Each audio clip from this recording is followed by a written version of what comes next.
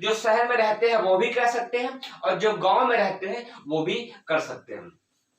पहला प्रश्न ये उठता है कि इसे महायज्ञ की उपाधि क्यों दी गई है। तो जैसा कि हमने आपको बताया 100 कुंडी से बड़े या और बड़े यज्ञों को महायज्ञ की उपाधि दी जाती है, परंतु जो बलिवेश यज्ञ है इसमें केवल 5 आहुति देकर ही संपन्न किया जा सकता है। तो इसे महायज्ञ क्यों दिया गया है, इसका जवाब आपको यहां पर देखने को मिलता है। संसार में बहुत सारे ऐसे जीव जंतु हैं, बहुत सारे ऐसे प्राणी हैं जो अपने जीवन निर्वाह के लिए उचित साधनों की व्यवस्था की पूर्ति नहीं कर पाते हैं। जैसे बारिश आ गई, बहुत ठंड हो गई, बहुत गर्मी हो गई, तो संसार में जैसा कि आप जानते हैं हजारों की संख्या में, लाखों की संख्या में छोटे छोटे जीव जंतु हैं, वृक्ष जीव जंतु हैं। वो सब अपने जीवन निर्वाह के लिए उचित साधनों की व्यवस्था नहीं कर पाते हैं।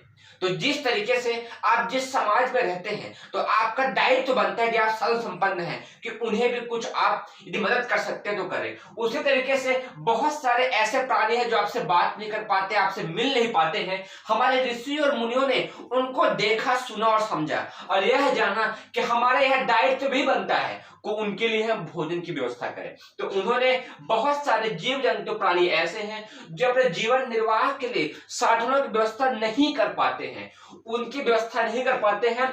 तो संपन्न व्यक्ति, मनुष्य समझदार व्यक्तियों का दायित्व बनता है कि हवन के माध्यम से सूक्ष्म प्राण अंश जो निकलते हैं धुएं के रूप में, वह उन तक पहुंचे और स्वस्थ और निरोगी बने।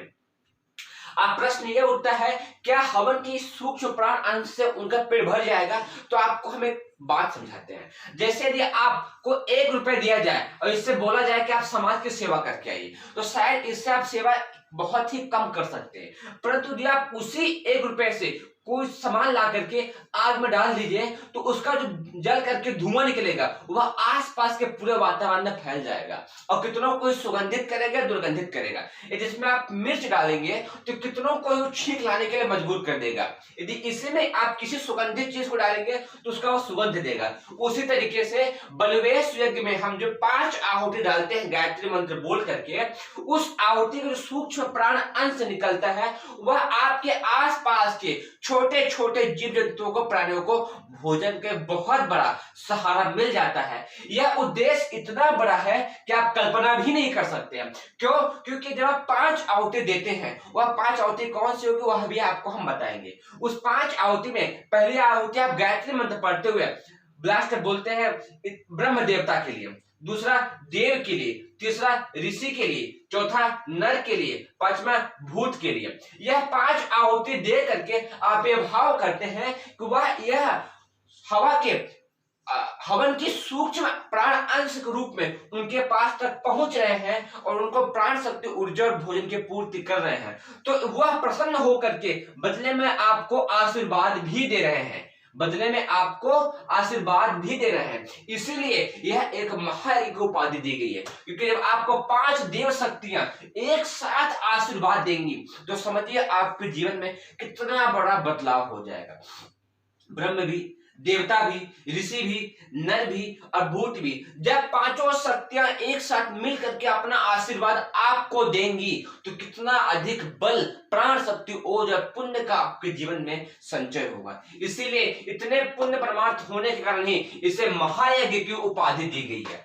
और एक बात और जानने की बात है, जिस तरीके से आप प्रतिदिन स्नान करते हैं, भोजन करते हैं, उसी तरीके से जो समझदार व्यक्ति हैं वह यह भी जानते हैं कि प्रतिदिन आपको पूजा और बंधन भी करना चाहिए। खासकर जो गायत्री के उपासक है उन्हें तो गायत्री जप के साथ ही साथ बलिवेश का यज्ञ प्रतिदिन करना चाहिए। यहाँ तक शास्त्रों में तो यह भी कहा गया है, जब तक गायत्री जप नहीं तब तक बलिवेश नहीं। गायत्री जप और बलिवेश के बाद ही भोजन ग्रहण करने का विधान अपने शास्त्रों में बताया गया है। यह इतना महत्वपूर्ण है जितना महत्वपूर्ण आपका स्नान करना, अपने घर की सफाई करना, उससे अधिक कहीं गुना महत्वपूर्ण स्थान रखता है कि आप प्रतिदिन गायत्री मंत्र का जप करें और प्रति ही दिन बलिवेश करें, उसके बाद ही आप भोजन ग्रहण करें।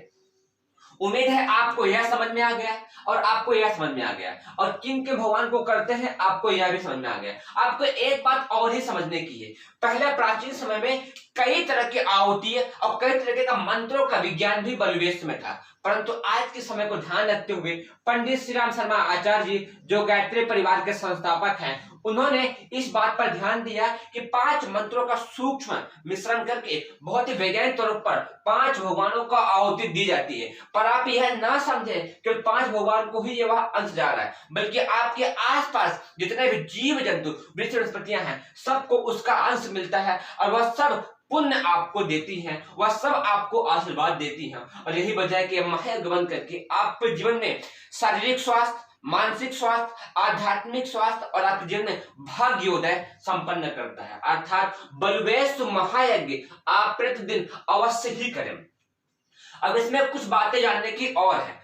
गीताकार ने क्या कहा है? गीताकार ने यह कहा है यज्ञ तत्व के समावेश को जीवन में लाएं। अर्थात यदि बिना यज्ञ को आप महत्व दिए अपने जीवन के क्रियाकलापों को करते हैं तो आप पाप के भागीदार बनते हैं और यह पाप आपके जीवन में यह लोग तो ठीक है परलोक स्वर्ग और नरक दोनों को ही बेकार बनाता है। अर्थात गीताकार ने भी यह माना है कि आपको बलवेश यज्ञ प्रतिदिन अवश्य ही करना चाहिए। जितना अधिक आप बलवेश करेंगे उतना ही अधिक आपके घर में, आपके गांव में, आपके समाज में, आपके राज्य में, आपके देश में, आपके विश्व में खुशियों का संचार होगा। और जानते हैं कि आप जिस समाज में रहते हैं उससे आप प्रभावित भी होते हैं। जिस समाज में किसी तरह का फूल लिया है तो आपको सुगंध भी निसंदेह मिलेगी, परंतु जिस तरीके से आज देख रहे हैं समाज में कई तरह की बुराइयां भी पनप रही हैं तो उसके भी भागीदार आप बनेंगे। इन बुराइयों से आप बच सके, समाज में सब स्वस्थ और निरोगी रहे,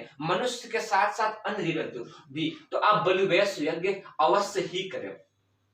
अब आगे आते हैं, एक बात और उठती है कि सतपथ में क्या लिखा है? अग्ने एव सायं सूर्याय प्रातः एव है वह अग्निहोत्रम जो होती। अर्थात प्रातः है भगवान सूर्य को और सायं अग्नि देवता को आहुति दी जाती है। अर्थात सुबह और शाम दोनों ही समय बलवेश यज्ञ करना चाहिए। दोनों ही समय भोजन बनने के पश्चात, भोजन करने से पहले 5 आहुति 5 भगवानों को दे करके इस महायज्ञ को संपन्न करना चाहिए और लंबी गहरी सांस लेते हुए महसूस करना चाहिए वह प्राण शक्ति ऊर्जा आपके शरीर में भी भरपूर मात्रा में समाहित हो रही है। इतना ही नहीं, ऋग्वेद में भी लिखा है केवलाघो भवति। अर्थात जो इंसान बिना हवन के ही भोजन करता है वो केवल पाप को ही पाप खाता है, पाप का ही भागीदार बनता है। अर्थात ऋग्वेद में, सतपथ में, गीता में सभी जगह बलवेश यज्ञ को बहुत ही अधिक महत्वपूर्ण स्थान दिया गया है। उम्मीद है आप सब इसके महत्व को समझेंगे और आज से ही अपने घर में बलवेश यज्ञ अवश्य ही करेंगे।